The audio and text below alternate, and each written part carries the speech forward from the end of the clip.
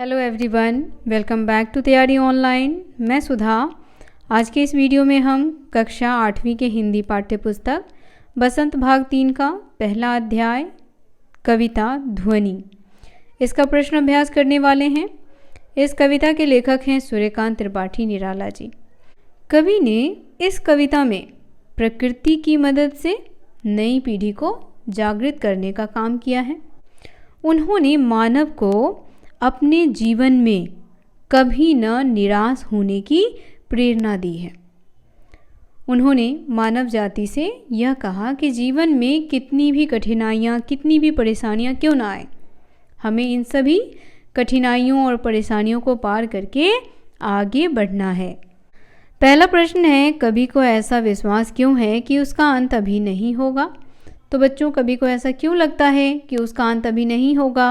तो देखिए, कवि को ऐसा विश्वास इसलिए है क्योंकि अभी उसके मन में नया जोश व उमंग है। उसे अभी काफ़ी नवीन कार्य करने हैं। नवीन मतलब होते हैं नए, तो नए नए काम उन्हें करने हैं। वह युवा पीढ़ी को आलस्य की दशा से उबारना चाहते हैं। यानी जो युवा पीढ़ी निराश होकर के बैठ गए हैं, जिन्हें यह लगता है कि वह अपने जीवन में कुछ कर ही नहीं सकते, वह उनके अंदर उत्साह जगाने की कोशिश कर रहे हैं। उनमें नया जोश, उमंग, इन सब का संचार करना चाहते हैं ताकि वह अपने जीवन में आगे बढ़ सके।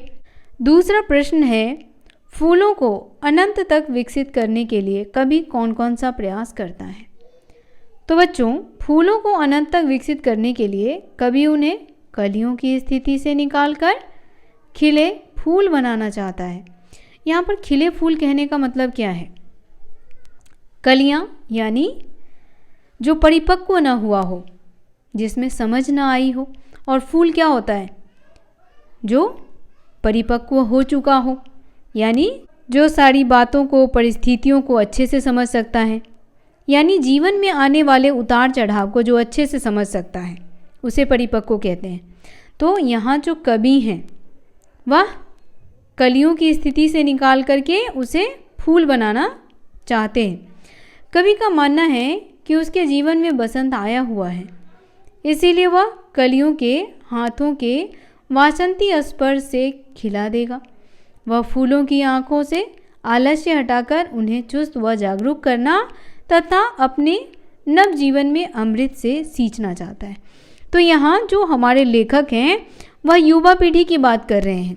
किसकी बात कर रहे हैं बच्चों? युवा पीढ़ी की। वो युवा जो हताश व निराश हो चुके हैं, जिनको लगता है कि अब जीवन में कुछ बचा ही नहीं, यह उनकी बात कर रहे हैं। कवि कहते हैं कि उनके अंदर एक जोश जगाना है, उन्हें जागरूक करना है, उन्हें आगे बढ़ाना है। तो वो बहुत सारे प्रयास करते हैं युवा पीढ़ी को परिपक्व बनाने के लिए। चलिए अगला प्रश्न देखते हैं। तीसरा प्रश्न है, पुष्पों की तंद्रा और आलस दूर हटाने के लिए क्या करना चाहता है? तो कवि क्या करना चाहते हैं बच्चों? पुष्पों की तंद्रा दूर हटाने के लिए कवि उन पर कोमल हाथ फेर रहे हैं ताकि वह आलस्य से दूर हट जाए, उसकी निद्रा खत्म हो जाए। तो देखिए, यहाँ प्रकृति के माध्यम से कवि जो हैं वह युवा पीढ़ी की बात कर रहे हैं कि आज का जो युवा पीढ़ी है वह आलस्य के आगोश में है। तो वह चाहते हैं कि उनके आलस्य से उन्हें बाहर निकाले, और कवि युवा पीढ़ी को नए उत्साह के साथ आगे बढ़ने की प्रेरणा देते हैं। उत्तर कुछ इस प्रकार से लिख सकते हैं आप। कवि पुष्पों की तंद्रा और आलस दूर हटाने के लिए उन पर अपना कोमल हाथ फेर कर उन्हें जगाना चाहते हैं।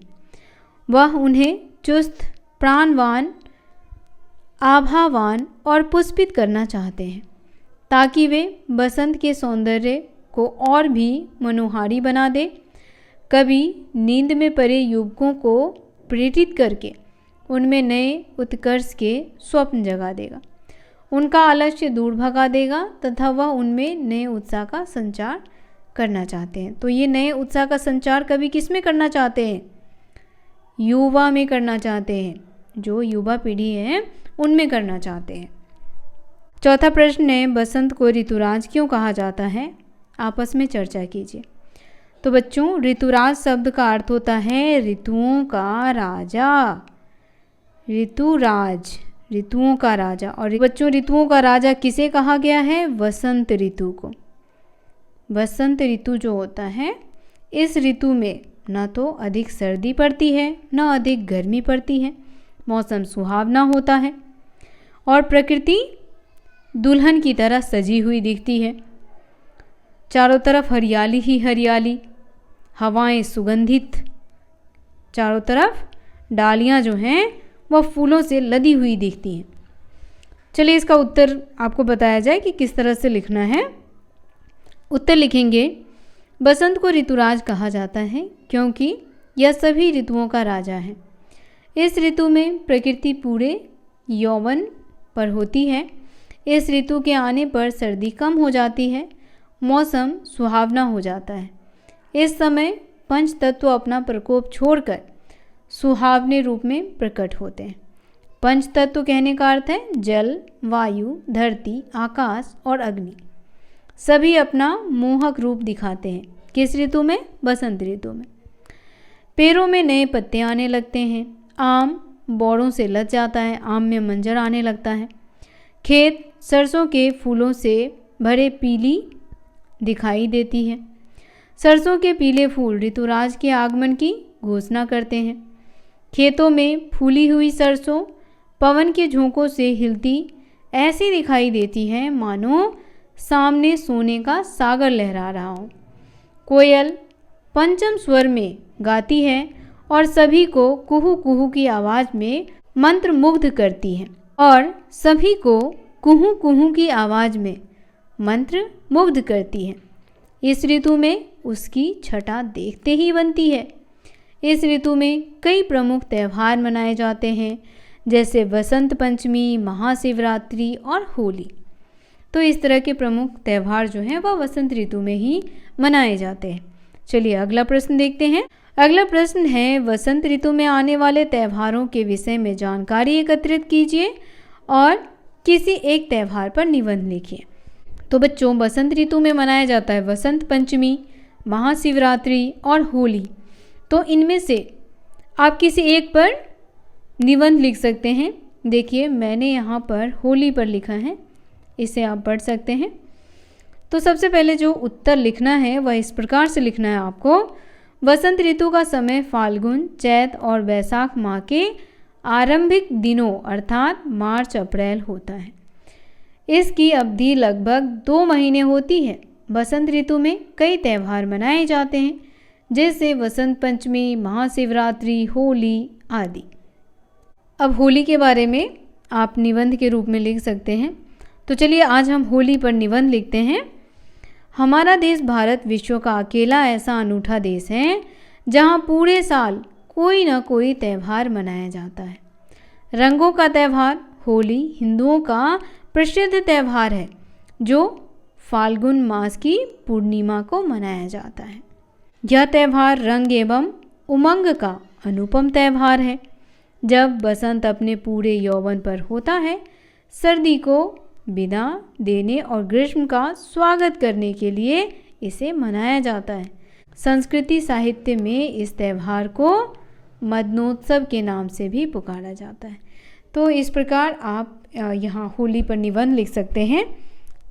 देखिए होली के संबंध में एक पौराणिक कथा प्रचलित है कि भगवान विष्णु के परम भक्त प्रहलाद को अग्नि में जलाने के प्रयास में उसकी बुआ होलिका अग्नि में जलकर स्वाहा हो गई थी।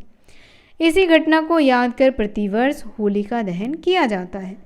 दूसरे दिन फाग खेला जाता है, यानी रंगों को एक दूसरे पर लगाया जाता है।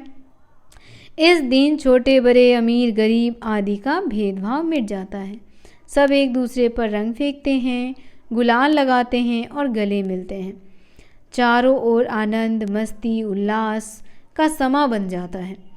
ढोल पर थिरकते, मंजीरों की ताल पर झूमते, नाचते गाते लोग आपसी भेदभाव भुलाकर अपने शत्रु को भी गले लगा लेते हैं।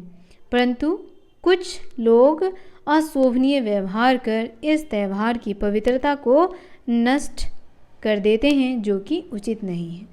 तो बच्चों यह त्यौहार जो है वह प्रेम का त्यौहार है, सौहार्द का त्यौहार है। इसे हमें किसी भी अभद्र व्यवहार से खराब नहीं करना चाहिए, इसे अच्छे से मनाना चाहिए। हमारा कर्तव्य है कि हम होली का त्यौहार उसके आदर्शों के अनुरूप मनाएं तथा आपसी वैमनस्य, बैर भाव, घृणा आदि को जलाकर एक दूसरे पर गुलाल लगाकर आपस में प्रेम, एकता और सद्भाव बढ़ाने का प्रयास करें। होली के अवसर पर आओ एक दूजे पर गुलाल लगाएं, अपने सब भेदभाव भुलाकर प्रेम और सद्भाव बढ़ाएं। तो बच्चों, आप हमें कमेंट में बताएं कि किन किन बच्चों को होली का त्यौहार बहुत अच्छा लगता है। मुझे तो बच्चों होली का त्यौहार बहुत अच्छा लगता है। लोगों को रंग लगाना, गुजिया खाना और खूब सारी मस्ती करना। आपको कैसा लगता है? कमेंट करके हमें बताएं। वीडियो पसंद आ रहा हो बच्चों तो लाइक करें, शेयर करें, हमारे चैनल को सब्सक्राइब और फॉलो करना तो बिल्कुल ना भूलें। मिलते हैं आपसे अगले अध्याय में, तब तक के लिए आप सभी का धन्यवाद।